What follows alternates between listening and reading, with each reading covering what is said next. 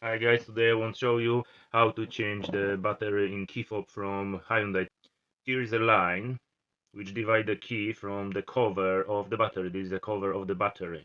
So the battery is under. So first open a key, pressing the button.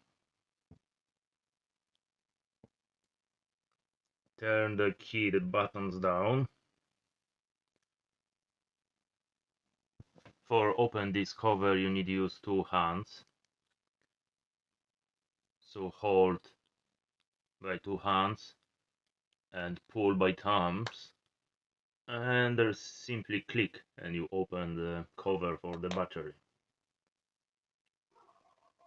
Hyundai Tucson use the battery CR20323 volts. Is a button battery.